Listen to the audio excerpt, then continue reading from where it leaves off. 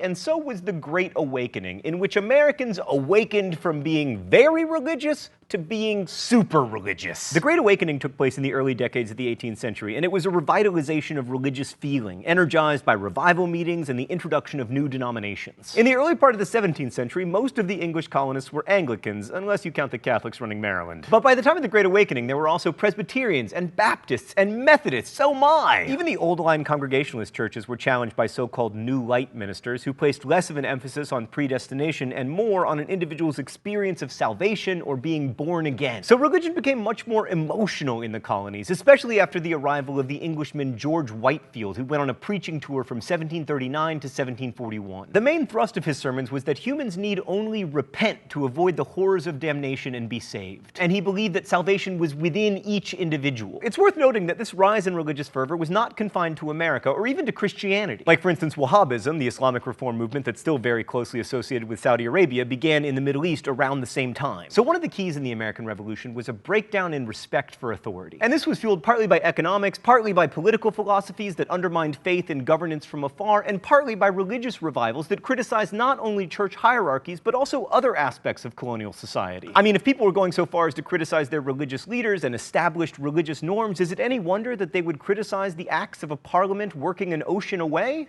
We'll find out next week. Thanks for watching.